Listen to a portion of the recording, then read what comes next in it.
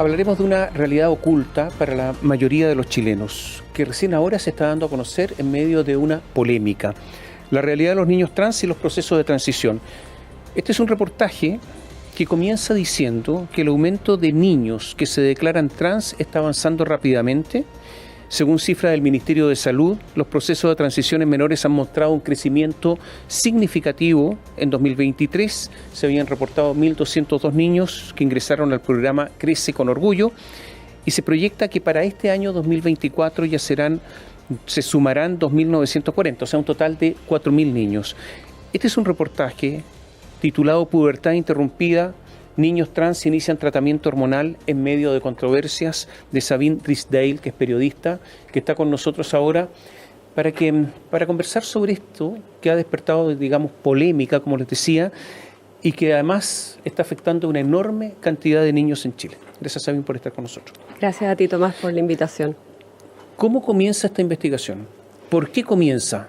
Mira, comienza en el verano. Yo estaba siguiendo mucha prensa internacional por curiosidad personal, nada específico, como periodista, y empiezo a leer de una polémica que empieza a suceder en Inglaterra, en el Reino Unido, donde el tema del tránsito de género empieza a ser puesto en menores de edad, en niños estamos hablando, empieza a ser cuestionado porque empieza a crecer el número de niños que se declaran trans en manera exponencial. Había una clínica ya que se llama la Tavistock, que se dedicaba al tema, y de repente, ponte tú que habían llegado en varios años 100 y de repente eran 4.000. Entonces dicen, a ver qué está pasando acá, esto es raro, investiguemos. ¿Por qué este cambio? ¿Por qué este aumento de tantos niños que quieren ser trans? Bueno, y a eso se sumó que una niña que había transitado, pidió de transitar, o sea, se arrepintió, digamos, y había sido sometida a todo tipo de tratamientos hormonales que le modifican irreversiblemente el cuerpo. Y ella pidió de transitar, pero además demandó al sistema de salud británico.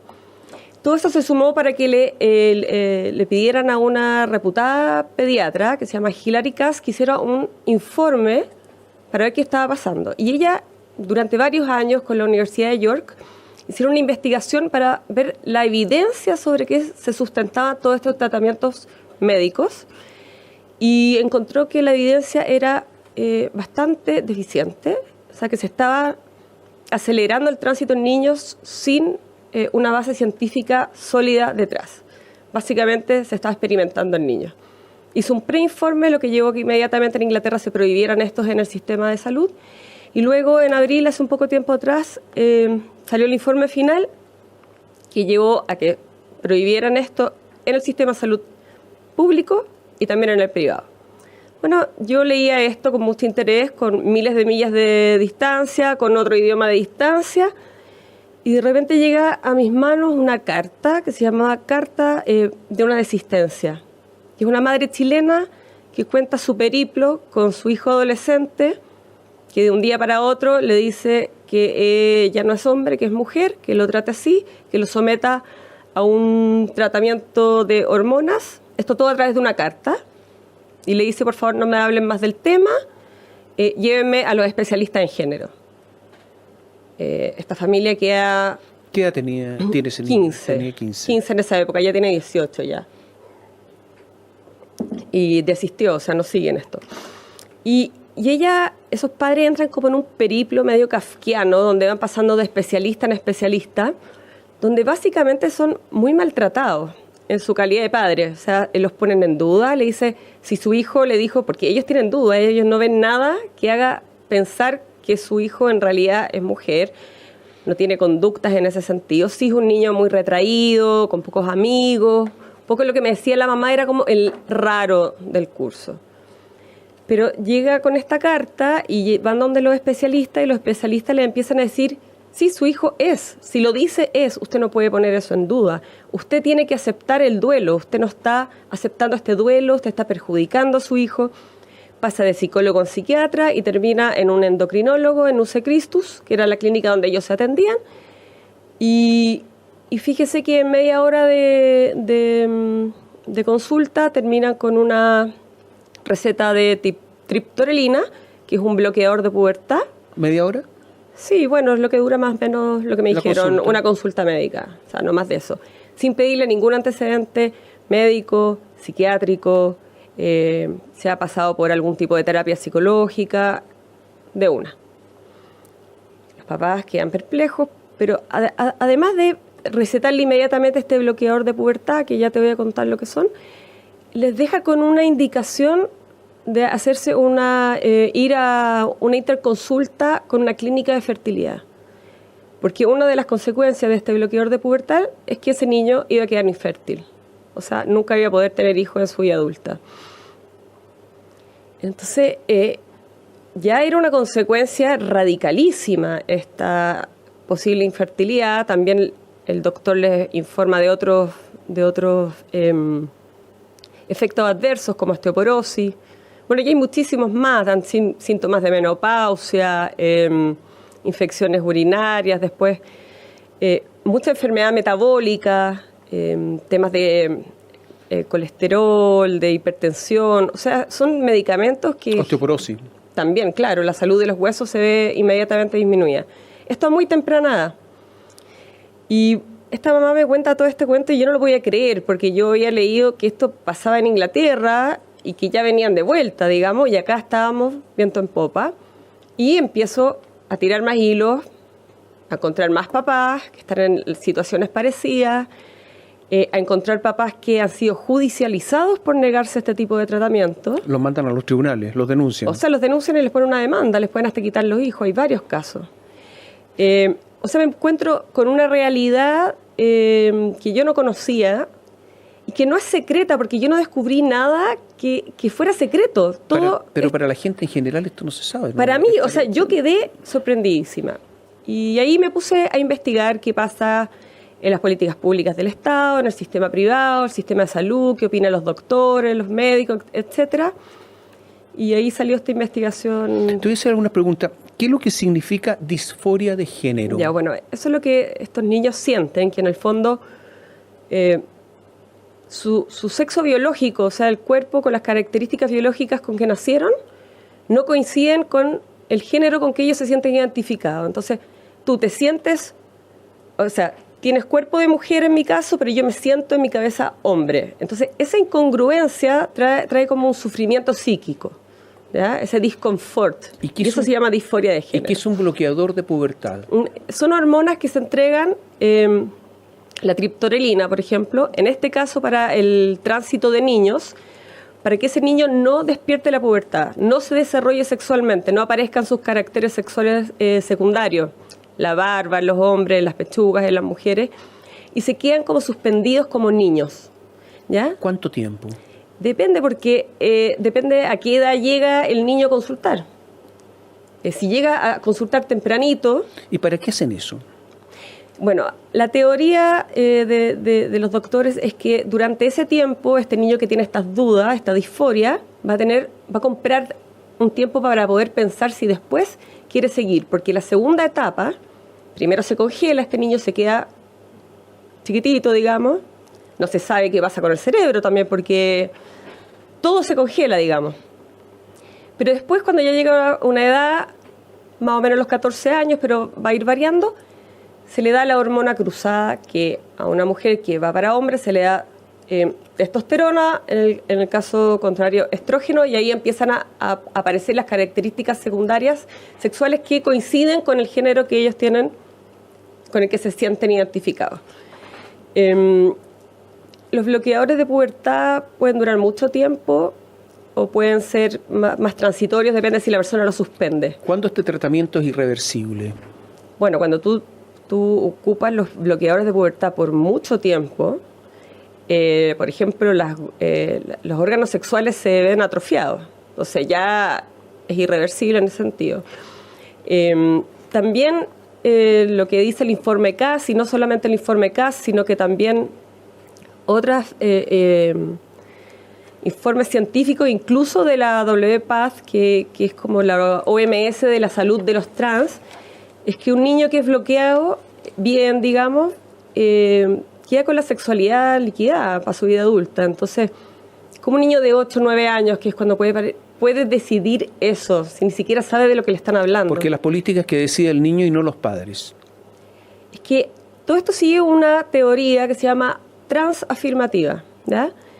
Que en el fondo lo que significa es que si un niño dice yo siento que estoy atrapado en el cuerpo equivocado, porque eso no se puede comprobar con ningún examen, no hay una prueba clínica que diga que esa persona es trans. O sea, la única prueba es lo que el niño dice.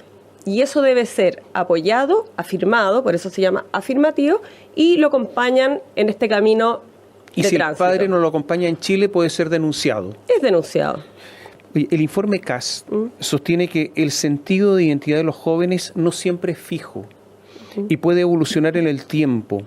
Por lo tanto, podría ocurrir que esos niños tienen otros problemas, una depresión, otra cosa, se confunda, y que por lo tanto aplicar este tipo de cosas, lo que dice el informe británico, podría tener efectos irreversibles, como tú dices, pero ellos no son capaces en ese momento de determinar cosas por su precaria juventud, o sea, son muy jóvenes. Son niños chicos. Exactamente. Pero lo que tú dices, eso lo dice el informe CAS, pero acá en Chile eso mismo lo dijo la doctora endocrinóloga, presidenta de la Sociedad de Endocrinología, la doctora Francisca Ugarte, cuando se discutió la Ley de Identidad de Género el año 2016. Ella, frente a los parlamentarios, hizo una presentación donde dijo que no había que meter a los niños en esta ley, porque la disforia entre 80 y 90% de los casos se pasa. Es una incomodidad de la pubertad que se pasa. Y son muy, muy excepcionales los casos que persisten. Pero las políticas públicas que estamos viendo en Chile, que fue lo que pasó en Inglaterra y que ahora están deteniendo y en muchos países más, es que se afirma, se acelera y en el fondo estamos yendo en un camino irreversible para los niños con una mirada un poco radical, donde no dice Isabel, esperemos a ver qué pasa.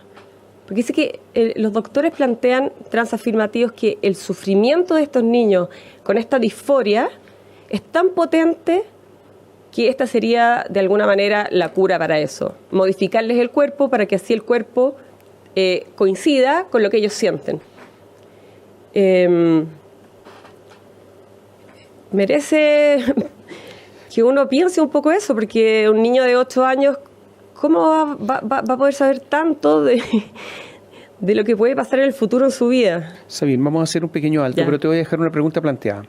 Bajo el gobierno de Sebastián Piñera, se permitió a niños entre 14 y 17 años cambiar el nombre y el sexo registral con la autorización de un tribunal de familia.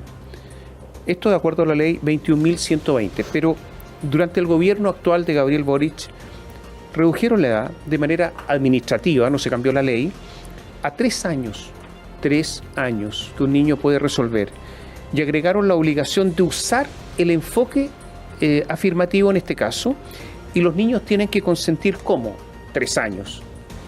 Con su firma, sí, pero como muchos no saben escribir, simplemente con una raya. Vamos a hablar de esto, volvemos en un instante.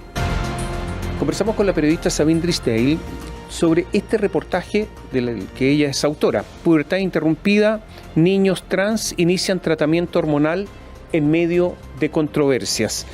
¿Qué es esto de que bajo el gobierno de Sebastián Piñera se permite el cambio registral de sexo entre 14 y 17 años, autorizado por un tribunal de familia, cambiar el nombre, etcétera, pero durante este gobierno se redujo esto a 3 años? O sea, la ley dice que es entre 14 y 17, puede ir con un tutor a un tribunal de familia y cambiarlo, y que agrega ahí, la ley es súper cortita y sucinta, dice puede acceder a un programa de acompañamiento, ¿ya? El programa de acompañamiento es todo este como apoyo biopsicosocial que lo va a acompañar en este tránsito. Lo que hizo el gobierno de Boric con el programa Crece con Orgullo, que es del Mindeso y del Ministerio de Salud, es que dijo que este programa de acompañamiento puede ser a partir de los 3 años. O sea, y este es un programa de acompañamiento transafirmativo, que afirma la identidad. O sea, si un niño de 3 años dice soy niña, se le acompaña en ese sentido, se le reafirma, y cuando llegue a las 14, ahí sí va a poder cambiarlo legalmente. Si un padre se opone a eso, al niño que afirma a los 3 años esto. ¿El padre es denunciado? Se llaman padres resistentes.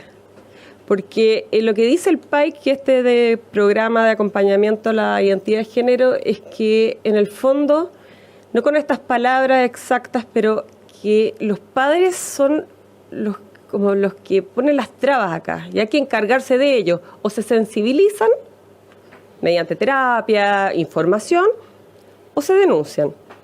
Y eso está ocurriendo. Hay abogados que tienen muchos casos y han perdido varios casos también.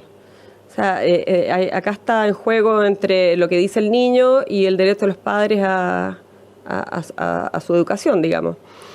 ¿Qué pasa con los padres que tienen niños en los colegios públicos? Mire, en los colegios público-privado, que es lo mismo, se da una cosa también muy curiosa, porque otra nueva interpretación de la ley, esta vez del Mineduc, con una circular, dice que un niño de 14 en adelante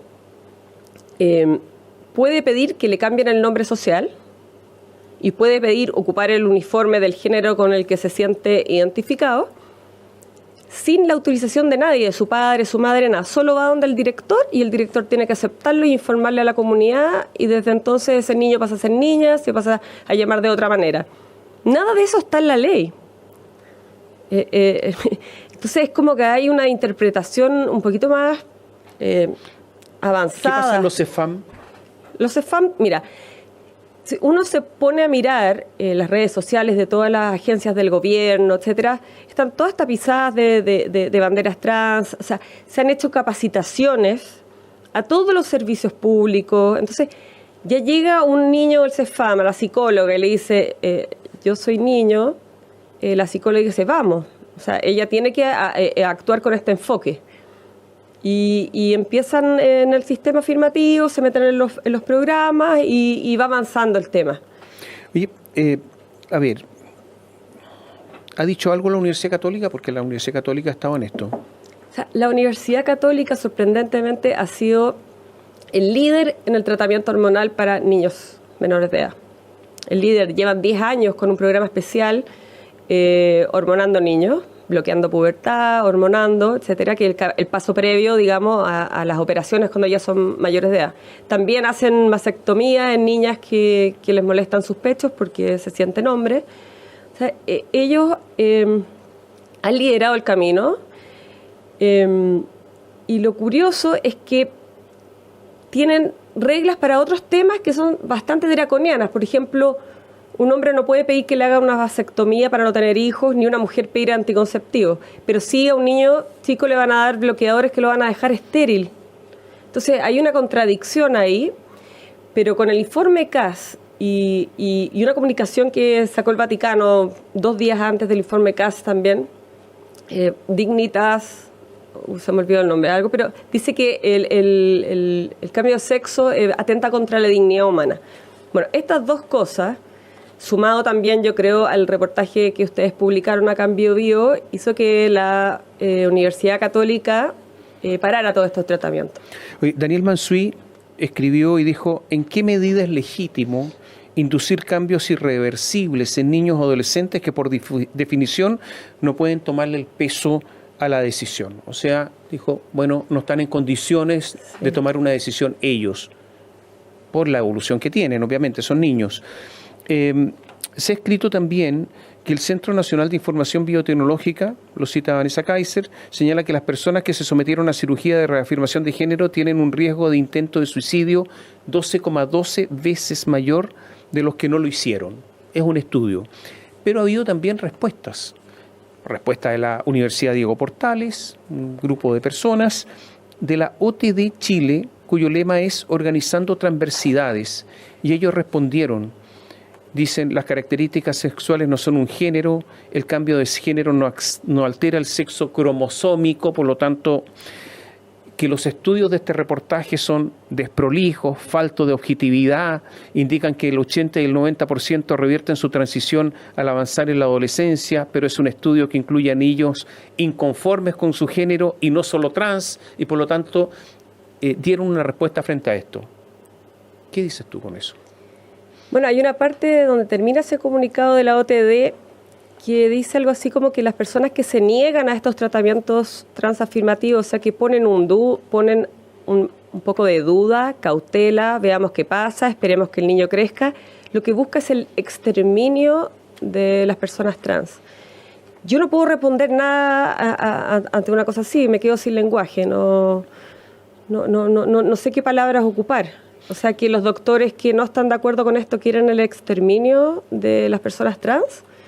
Es como volver a la época nazi, ¿no?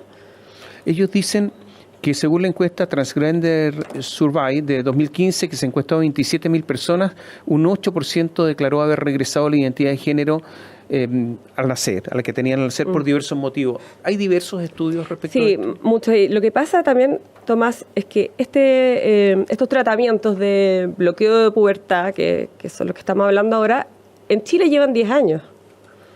Y si tú consideras que un niño puede partir a los 8, a los 10, los primeros casos recién hoy día podrían estar en la mayoría de edad.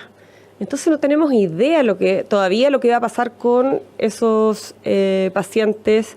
Y otro tema importante es el del suicidio, porque todos estos padres que yo entrevisté, lo primero que les decían, oiga, si usted no somete a su hijo a este tratamiento, su hijo se va a suicidar. O sea, una cosa que le dicen a un padre, y el padre hace lo que sea que le digan con tal de que eso no suceda.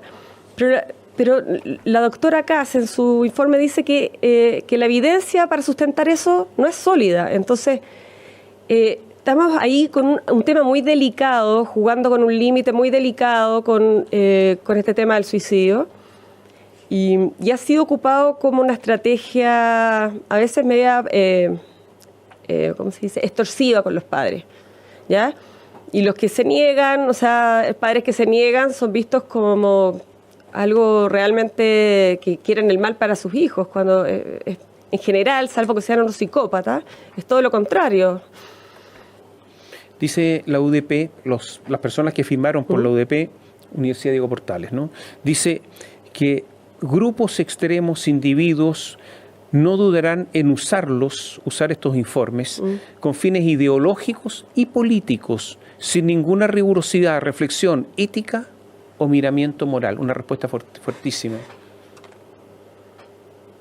Yo me quedo con que eso se llama Proyecto T, el de la Universidad Diego Portales, de la Facultad de Psicología, Proyecto T, sospecho por trans, donde ellos hacen psicoterapia a niños, donde practican los mismos estudiantes de psicología, psicoterapia transafirmativa. O sea, ellos se dedican a eso. Cualquier cosa que vaya en una dirección contraria, que merezca duda o le diga, oye, piensen, ¿estará bien esto? Nos devolvemos, es ir en contra de lo que ellos creen. Y muchos psicólogos, de los psicólogos que están en ese proyecto y muchos otros, son activistas. Y eso no lo digo yo porque se me haya ocurrido, es cosa de revisar sus redes sociales. Su participación en las actividades gubernamentales. O sea, son personas que están comprometidas con la causa. Entonces, no sé cómo mirar eso. Uno queda... ¿Por qué tantas mujeres transitan a ser hombres? Sí. Mucho más que hombres hacia mujeres. Es rarísimo. ¿Por qué pasa todo esto? Acuérdate, antiguamente los transgéneros eran los travestis. Yo no recuerdo una mujer travesti, o sea, una mujer que se caracterice como hombre. Puede haber, pero siempre eran hombres. Ahora, en los adolescentes y los menores, dicen por ahí por el 75% son niñitas. A veces en una mamá que yo entrevistaba, en el curso de su hija, la mitad de las niñitas dicen que son hombres. Yo le pregunto, en un colegio en Chile. Sí. ¿Que entrevistaste? Sí, o sea, de los 24 alumnos, 12 son mujeres y de las 12 mujeres, 7 o 6 decían ser hombres. Y eso no pasa solamente en ese colegio, es algo bastante extendido. Y que excede cualquier proporción, entonces. O sea, por lo menos llama a llamarse la atención, o sea, a pensar, algo está pasando. Se ha dicho que personas trans son aproximadamente el 3% de la población. Si en un curso es la mitad, puede ser una excepción, pero si esto se está empezando a generalizar en más cursos, significa que hay... muchísimos más. Y que hay un problema, o sea, no es el 3%. No, pero lo que me contaban las mamás, yo les pregunté, las de las niñitas, muchas de ellas le tenían miedo a los hombres por distintas razones. Decía, ¿por qué quieren ser hombres si en el fondo tienen un problema? Y me decían, bueno, porque ser hombre es mucho más fácil. El planteamiento de estas niñas porque no te van a violar, no te van a violentar, no tienen que preocuparse tanto de la parte estética, de cómo se ven, se sienten más seguras. Entonces, ¿será esa la razón? No lo sé. Yo creo que esto está todo en estudio, está en movimiento, no hay nada cerrado. Sabine, es muy fácil. Para que la gente se forme una opinión, además de escuchar y ver este programa, es cuestión de leer el reportaje. El reportaje está en BioBio Chile, se llama Pubertad interrumpida. Niños trans inician tratamiento hormonal en medio de controversias. Pero además están las respuestas. Las personas u organizaciones que difieren de esto y que también están publicadas ahí, de manera que ustedes pueden formarse su propia opinión. El reportaje está disponible. Gracias por estar con nosotros.